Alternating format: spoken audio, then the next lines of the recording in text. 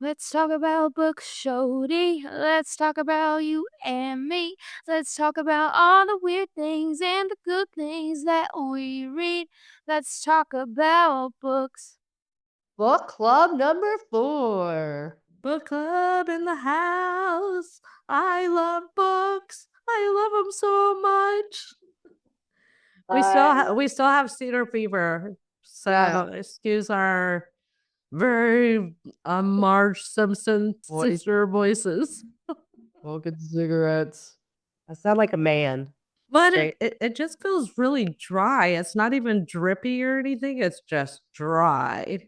Hello. It's like cotton mouth. Yes. I'm telling you. So how was your Christmas? What'd you do? Uh, we are very relaxed on Christmas Day. We really focus on Coulter's needs, so we do a lot of hiking and just keep it pretty chill and quiet. And he eats a big turkey leg, and yeah, it's real relaxing. I do a puzzle. Adrian plays with his plants. I did not know where that was going. You watch any of Joe Dale's recommendations? Like Hot Frosty? Well, I had already watched Hot Frosty before we met. I usually try to get in Love Actually, which I love, and The Holiday. Yes, I love The Holiday. Yeah. We watched a few movies with the kids. I did not make them watch It's a Wonderful Life, so good for that. I know that they were grateful. Yeah. Sleeper, but I love it. I still love that movie. Yeah, I love those good traditions, those good holiday traditions. But I think I also have a tendency to, kind of speed through Christmas so I can get to my planning for 2025. So Tammy with her work and you with your calendar. Exactly. I can't. I can't. I It's too can't. much. So yeah, I think sometimes John gets a little sad after the holidays are over, but I told him, I said, next year's gonna be so much cheaper. I'm not gonna be buying for everybody in the whole school. Oh my gosh, seriously. You're gonna be like, oh my gosh, we have money. Who knew? I know. I feel like sometimes my job puts us in the negative for sure. And you're headed to Big Bend on your Are family trip? we are. We were going to go for 5 nights, but we were shortening it a little because John reread the rental agreement. We're not supposed to bring pets. And, and so we are not gonna stay at Marfa. We're gonna go kinda piddle around, maybe Alpine, and then head over to Terlingua, where we rented a ranch, for a few nights. And luckily, the government didn't shut down, so we get to go into the parks. That's great. Yes. And make sure you do the state park. Everybody kind of skips the state park, but it's Well, we so did the state gorgeous. park last time, John and I did. We did, Okay. I think, maybe we did the national park. I can't remember. Yeah. It's all beautiful, so It's so beautiful. I love it out there. About Big Bend. I think it'll be great, and then the Longhorns play in the Peach Bowl. That's right. And you went to the game and we haven't talked about it. So talk about the Oh, hey. game. I went to the Clemson game, and, gosh, let's see, Randy and Tiffany and Betsy were there. I met Betsy's boys and their girlfriends. They're gorgeous. Betsy's hilarious. Tiffany is gorgeous. Randy's a hoot. And they have a daughter who cheers for UT, and their son is, I think, a freshman. Both Davis and Cooper are freshmen at Okay, UT. can I talk about the UT cheerleaders if they have a TikTok page? They're incredible. Yes. Does she Yeah. have a TikTok page? I don't know, I'll have to ask her mom. I will tell you that they just were given a huge amount of money for cheerleading, to kinda even the playing field for all the other sports. Some people don't consider cheerleading sport, but it is a sport. Oh my gosh, I love to hear that. They work so hard And their marketing game on TikTok and on social media is top notch. Yeah, so I'm hoping that they'll be cheering at the baseball games, and maybe I'll get to see Randy and Tiffany some more because they're so adorable. Are they talking about that? I know Jimmy, Coach Jimmy, wanted to have the cheerleaders on top of the dugouts. I think they are, but I think they were saying that they're looking at, you know how there's different subgroups of the cheerleaders. There's like 3 different groups. So there's the cheerleaders, there's the pom team, and then there's the ones that wear the dusters, you know, like if you're riding a cow. That's the Palm. That's the Palm squad. And then they have the dazzly one. I don't know. All 3 Okay. groups. So I don't know which one Coach Jimmy is gonna Coach Jimmy. I don't know, but it was great. We got to see Pat Green, and I love his songs, and just seeing all our group there. And Tiffany and Tiffany and Randy are from Mississippi. They didn't really know his music, Betsy either, but there were a couple that they're like, "Oh, I think I do know that song." Yeah. So that I was would say everybody knows 3 days from Yeah. Pat Green. Yeah. I got to see the band, and I was adjacent to them as they were walking down the main road, Robert Dedman, I believe it is, to the stadium. So I love seeing the band. It's like my favorite part. I know you love it. And we won, so that was good. I was happy that we won. Hook 'em Horns. We're going on to the Peach Bowl, Chick-fil-A Peach Bowl. I don't know how they get their names. In Atlanta on January 1st. It's a 1:00 game. Are you kidding me? Georgia peach? That's what they're known for. The peach. Well, I know, but Chick-fil-A Peach, you know, I know Yeah. Chick-fil-A it started. Oh yeah, it was founded in Georgia in downtown Atlanta. Yeah. Yeah, so it was great seeing everybody, and the weather was perfect football weather. Oh my gosh, it looked amazing. I was supposed to go, but some Gen Z caregiver canceled on us last minute. So Gen Z, get it together. get it together, clowns. They're not our avatar, so we can make fun of Gen Z. And so I was living vicariously through Jody's pictures and snaps and Jodel's. I did hear a very funny story. We have a text chain with our Occupy Left Field crew, and right now our text chain is called Smoke Shows. The Smoke Shows. And speaking of smoke shows, Katie and Mark are like at the end of the game. They're standing at the end. And the crowd around them turns around and sees Katie is there, and they start chanting, Katie Pena, Katie Pena. And Mark said it just went on and on. I love it. Oh my gosh. Every one of those cheers. Oh my gosh. She's such a fierce, amazing human. So I love that the crowd recognized her. So fun. I did see the Espinosa boys, Emiliano and Speaking of Gen Zs. They're so cute, and, actually, I should plug this. Emiliano's girlfriend, has a dog, that has its own Instagram. Oh, yeah, we need to find it. Best behaved dog I've ever seen. Before the end of this, I'll find the card and I'll read it to you because everybody should follow her dog on Instagram. I mean, that dog is so well behaved. I could not bring Georgia to a game. She would have ready to pet her nonstop. What kind of dog? You know what? It looked a little like a Daisy German Shepherd Lab mix, some kind of cutie, herding type dog, really cute, very well. Fun. And you could tell she knows how to train a dog. And are you saying Daisy like Ashley's dog? Yeah. Oh, okay. Okay. Yeah. They had like kind of the same coloring, but larger.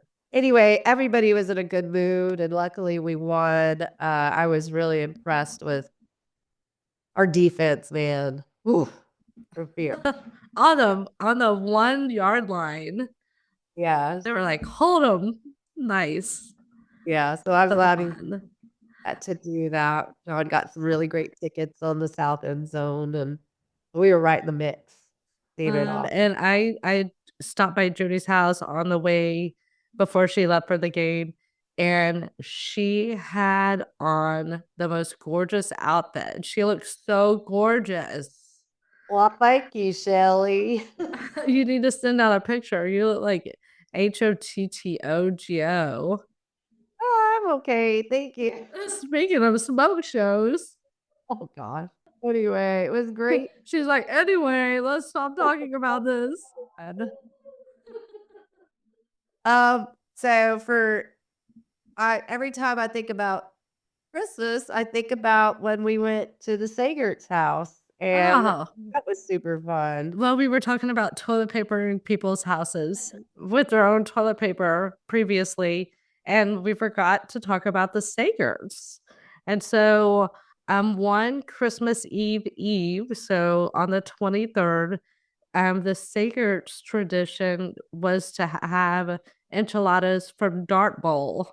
Delicious, Yes. but it's closed. It's closed, but I mean, please text us, message us about your memories of Dart Bowl and their enchiladas and how great they were. Well, I didn't realize until I went to the Sagert's with Shelly that you could order a pan of enchiladas to go, and then you just pop them in your oven, add some rice and beans or whatever, and then you have yourself a delicious meal. I had no Well, idea they did that. yeah, and I don't know if people know this, if you don't live in Texas. Um, Christmas Eve, because you're not gonna have Mexican food or Tex-Mex for a couple days, Christmas Eve tradition is to have Tex-Mex. For sure. Our Mexican food. So Ah.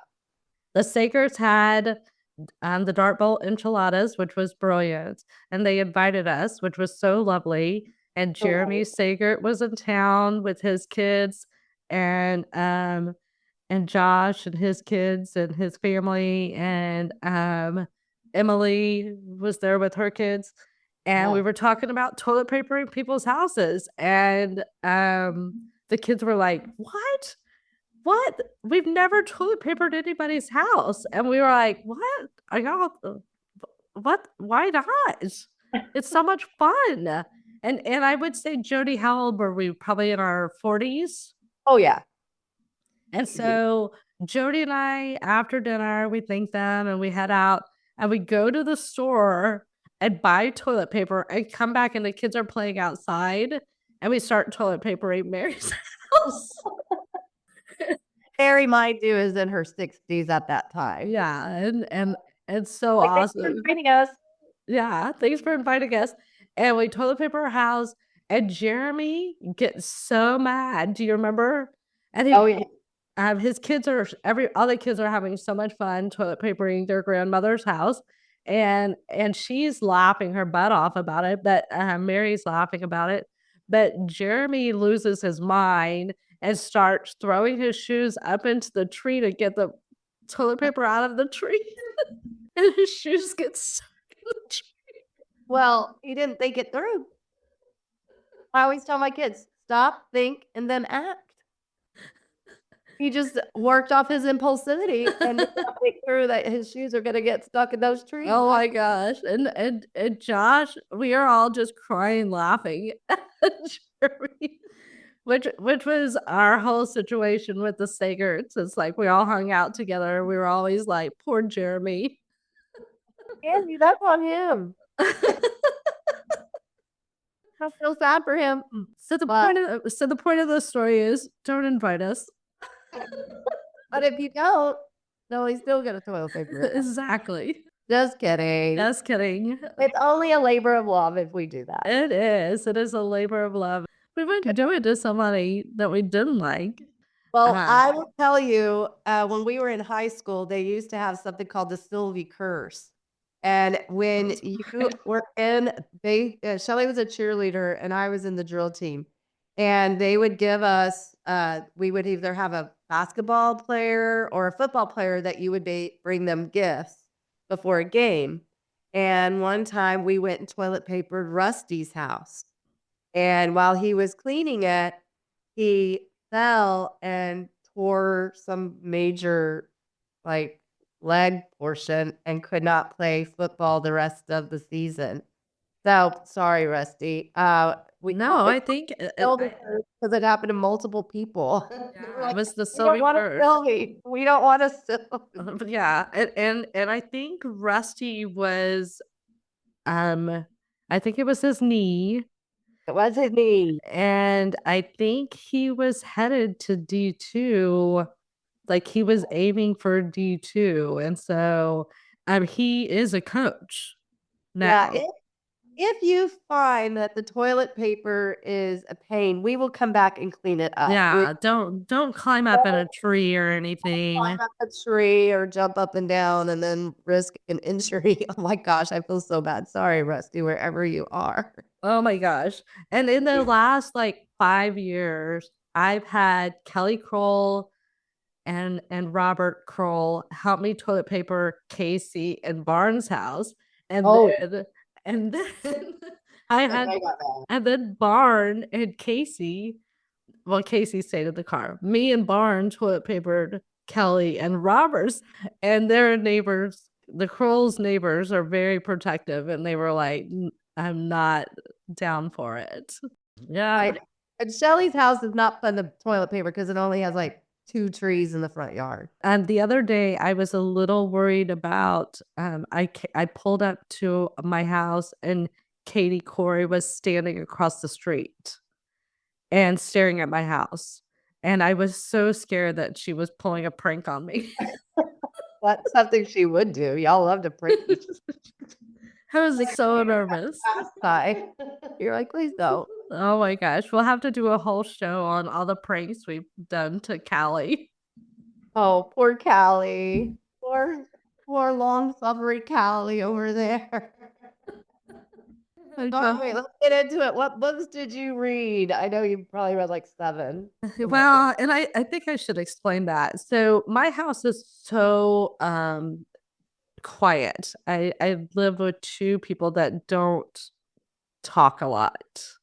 And so I spend a lot of time, if I'm walking around the house or working on a chore, I'm listening to an audiobook or I'm listening to a podcast. So I consume a lot of books. Um just because I like to have sound, and our son, Coulter, does not like to have the TV on or music on, and so I just diddle around with books.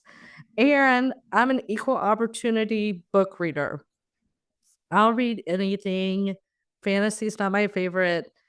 I love autobiographies and biographies, and I'm gonna read both sides of the story. I'm not choosing an agenda, and so I was like, "Oh, people are probably gonna have some opinions about me reading Elon Musk." I mean, I really enjoyed the book. He's a fascinating human being. I know he's not everybody's cup of tea, but I do think his core goal is, in his opinion, is something to really support humanity in the way he wants to support humanity. Um, he's But very then if he really wanted to support humanity, why did he make those ugly trucks? That's what I wanna know. 'Cause those trucks say, "I am insecure about myself. I'm driving this ugly ass truck that I definitely cannot park." And, those trucks are so ugly that if he really cared about us, have not invented those ugly trucks. Now, am I right? I don't think those cars are very cute, but I listening to how his science brain works. He's really tall, and he wanted the space, and he wanted it to look edgy, and so, you know, But all the people that are driving them are about 5'10". Well, that's about their Maybe own 5'8". but 5'8". maybe that's about them and they're early adopters, you know?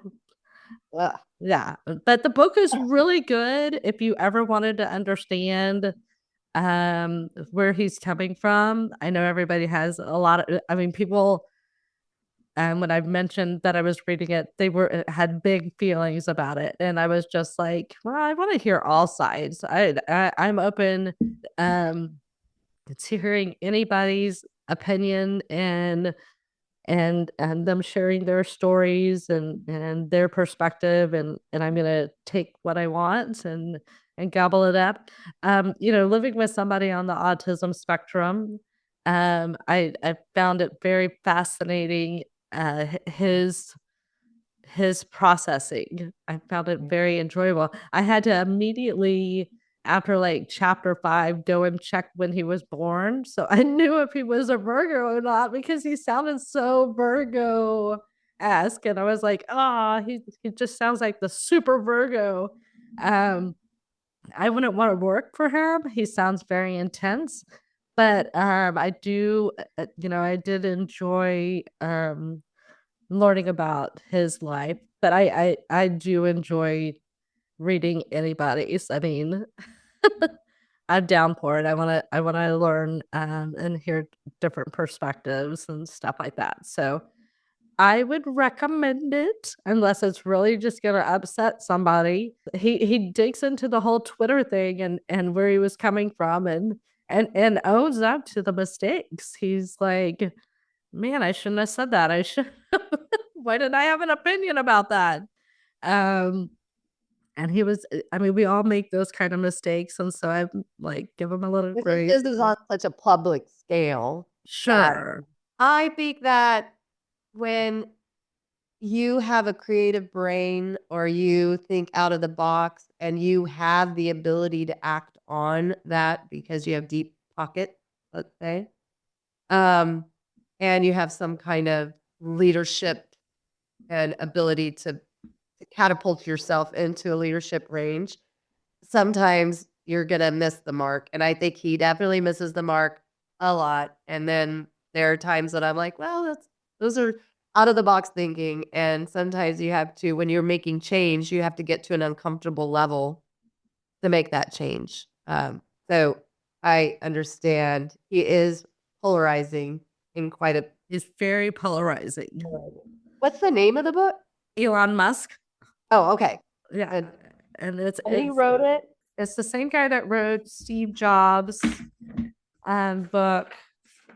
I'll have to go back in my notes. So after reading the Elon Musk, did he make it onto your laminated list? No, I'm not gonna add. I want laughter. I don't think he's hilarious. I do think he is self-deprecating and he can, um, make fun of himself.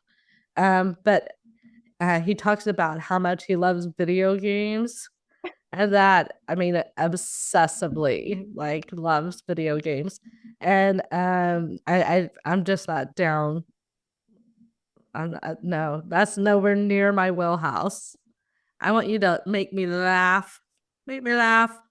But you would be standing adjacent to some level of genius, you I know? wouldn't I wouldn't mind having, like, I wouldn't mind taking him to Matt's and having some margaritas with him. I There think you it would be go. fascinating. He's in Austin all the time.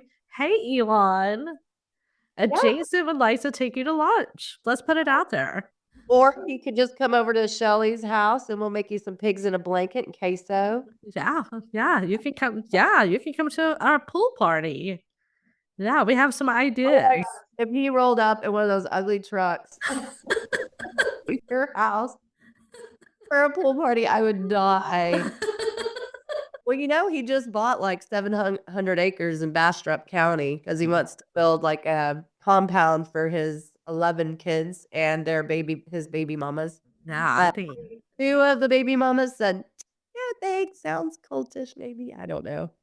yeah, But in an Aspie brain, that could be something that, they think, no, this is a good idea. I can give you all the comforts and everything you need. And da, da, da. So they're not thinking how that might look problematic, you know?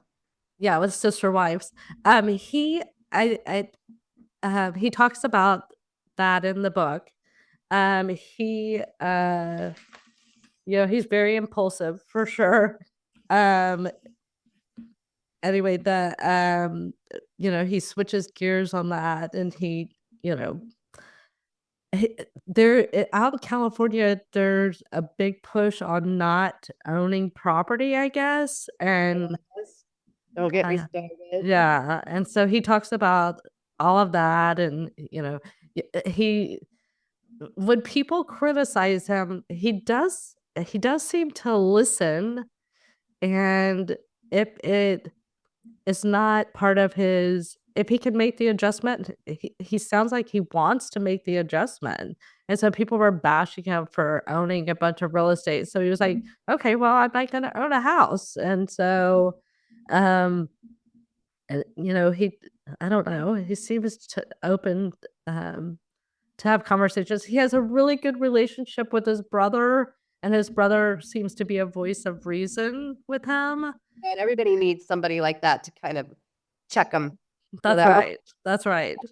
For sure. And so I I th I I think with the owning a property, it's very rich coming from people who have means to tell people that want a little piece that is something that they have, that it's something they can pass down to their family, or it's their way of just having that little thing that's theirs. It just comes off as very, gross to me when politicians are saying, "Well, I can own property, but I don't want you guys to own property."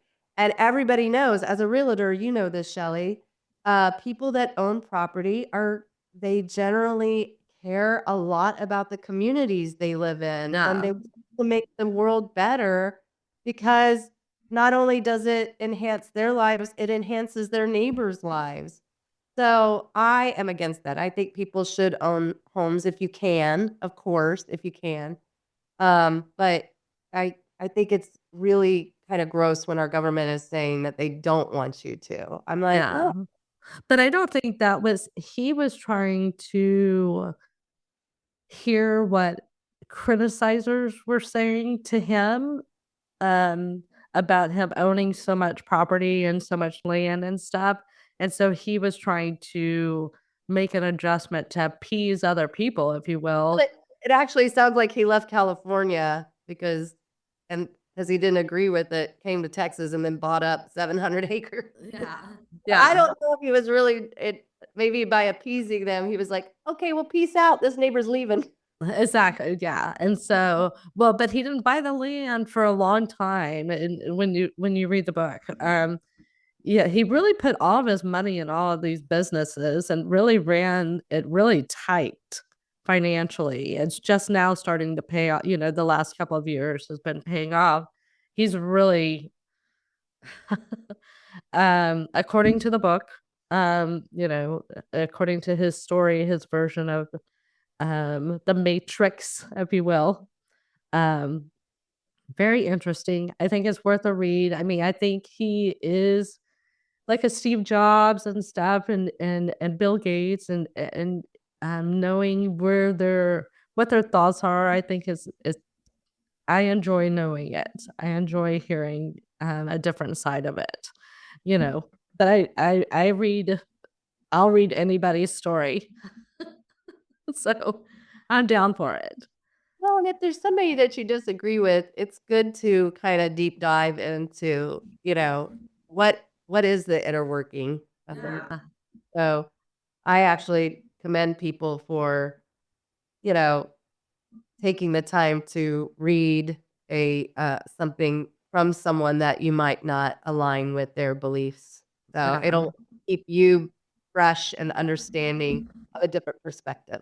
So, Well, like right now, I'm reading Defectors from Paulo Ramos, and she's talking about how the Hispanic community is starting to lean to the right, to the right, and she thinks it's a misstep for the Hispanic community to shift to a conservative, and she explains it, and I'm finding it very fascinating. I don't I don't live in, I'm not a Hispanic person, so I don't understand the dynamics of all of that, and so I love learning about it. So Right. yeah. Well, good. Well, what did you rate Elon Musk's book?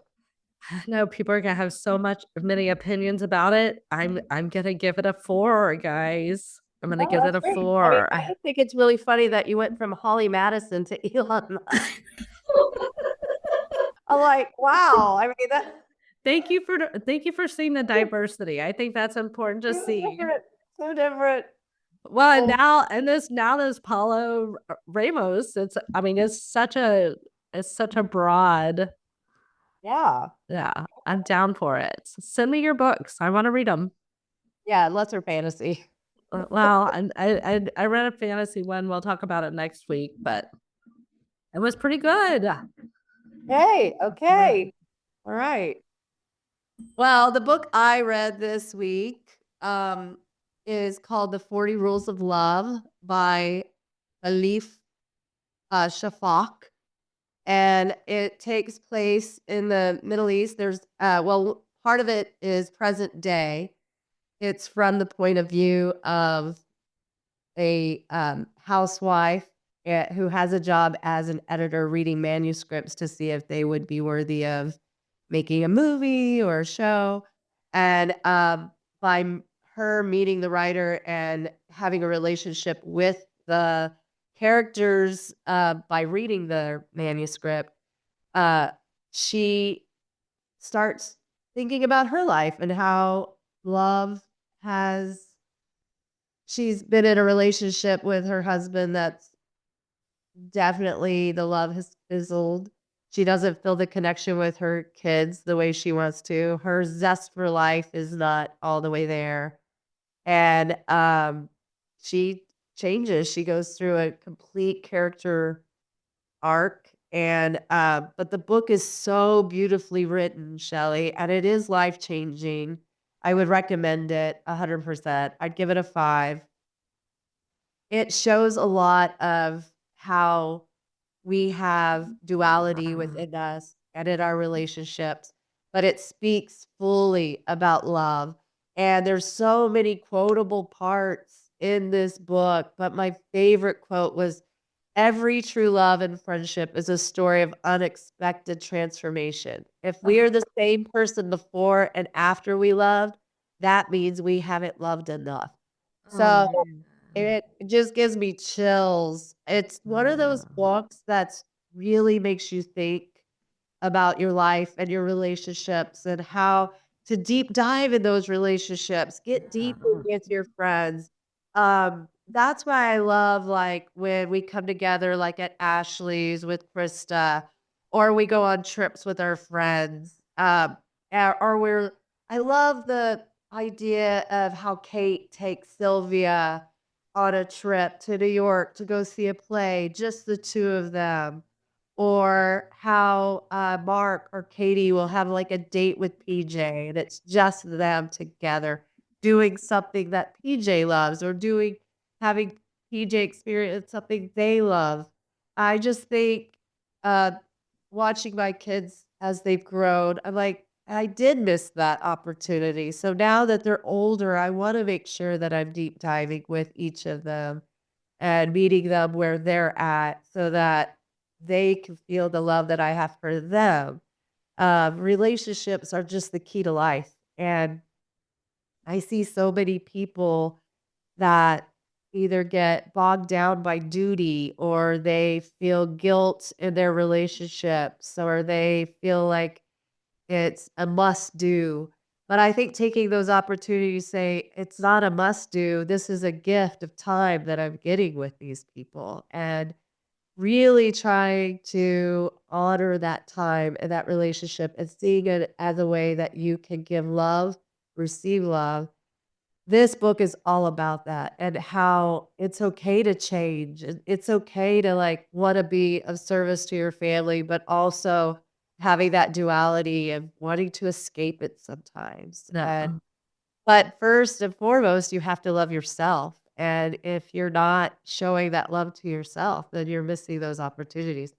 So it really made me think about my relationships and how important they are to me. And I hope everybody has the chance to read this book. I would give it a 5. It's beautifully written. There are some problematic things in it. It talks about it's kind of old school when it's doing the manuscript of the story from the Middle East. But it's beautiful and gorgeous, and it really will take you to a new trajectory, hopefully.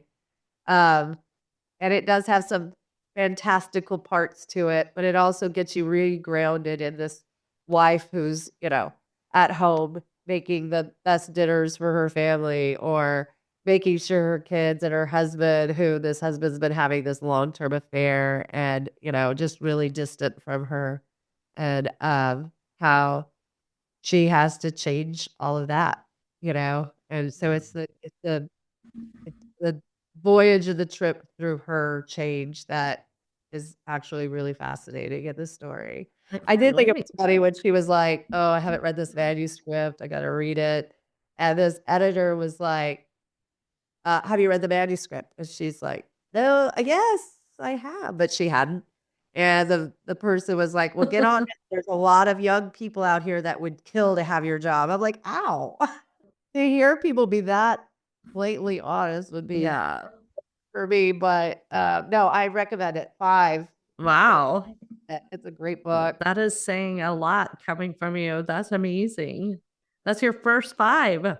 Yes, it's a 5, and yours is a 4. So, I think these are some good, you know, books for you to read over this winter season. You might get Yeah. if we have, snow that During the hoagie season, my favorite. Your book kind of reminds me of this is no judgment anybody. Back in the day, there was a guy that was on Oprah all the time. I know he's getting some rough press, but back in the day, um, what's his name? McGraw. Phil McGraw. Phil McGraw. Phil McGraw wrote a book. Phil. He wrote a book called Self Matters, and I read it way back when. And this is something I do every year, and people make fun of it. But in the book, it says write down your top 50 people. Write them down, put them in order, and next year focus on them in that order. Like if somebody's your number one, make sure they fill that.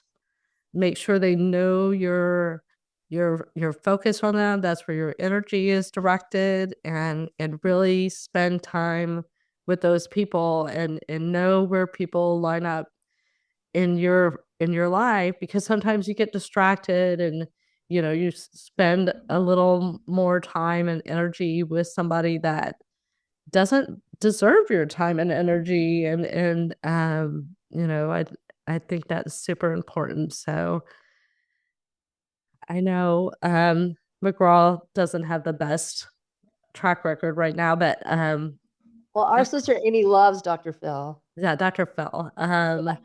Yeah. Well, the reason why I'm saying he doesn't have a good track record is Crystal, Hugh Hefner's wife. When she ran away from the altar from marrying Hugh Hefner, she went and hid out at Dr. Phil's house with his son. Well, Did you, did you know that? no, I do care. Well, I think there was some bad What press does on that it. have to do with Dr. Phil? His son and her are getting together. Well, I think there was some bad press on it. Anywho. Okay. Well, I don't think I'm gonna take my advice or the direction of my life from Hugh Hefner, and if he got a little upset because somebody was a runaway bride, I would run on foot all the way to Canada before I could marry Hugh Hefner. He is not on my laminated list. It is not. Even though you love dead people. I love old movies. If somebody made me watch the same, well, okay, I'm guilty. I will watch the same movie over and over again, but I don't make people. Okay, actually, I have to make people watch it with me. Okay, sorry, I'm talking bad about the late great Hugh Hefner. Not punish you for this, but I would never have married you. I was a contender. I think you could have been if you would have like Shelly. if you didn't yentle your boobs. If you like Yeah, I was thinking about that the other day. Tammy brought it up. Thanks, Tammy. But I was thinking, yeah, I started yentling my boobs because I wanted to dry up my breast milk because I could not figure out the breastfeeding thing. And then one time, Harry was, I don't know, oh my gosh. This is I would take the shower and he was talking at that time, but I had put him in the bathroom, not in the tub, but I put him in the bathroom. He was playing with his toys because I needed a shower really badly, but I couldn't leave him alone. And so he was just playing with his toys. And I come out of the shower, and this is why I'm a never nude, just like Mark, because when I stepped out, he goes, Mom, you have udder arms, like udder, like cows have udders. He meant that my boobs look like arms. So I have definitely a love-hate relationship with my boobs. I don't have the perky cute boobs like Tammy has. Udder arms. or Ashley. Or Ashley, I know. Yeah. And so, I mean, it was that, and then that one time when Peyton was a baby, and when you would kind of jump on the bed with your arm, and she was laughing because she was, hopping up and down, like laying there, giggling that deep, deep baby laugh that they laugh. I love it. I heard this sound. And I thought somebody was behind me clapping. No, it's my other arms. Chris Sakura is saying right now, do y'all have any news stories? Do y'all have any news stories? So I do not think I would be a Hugh Hefner contender. Oh darn. For a brush job, yep. That's right. That. Hey, one more thing. Well, a couple more things. We were talking about lending libraries last time, and just so y'all know, some people set up their lending libraries at the RV parks. Nice. I know, it's such a good idea. And then some of the RV parks, the host, whoever wherever the camp is, sometimes they have lending libraries too. Just so y'all know, you RV people. And I think this is amazing and timely because I don't know what y'all do during the holidays, but this is definitely something I always think about is Dick Van Dyke and all of his movies. This is a great time to watch. And he just turned 99 years old, Jody. I love Dick Van Dyke. Oh my gosh. And he looks so good. I love him. I love him and Jimmy Carter. Oh, Jimmy Carter, what a gem. Speaking of Georgia peaches. Oh, man. They might be on my list, but not for sexual reasons. Yeah, just to hang out. Had a little crush on them. Maybe we have another list. Is like, we would invite y'all, we would buy y'all lunch at Matt's.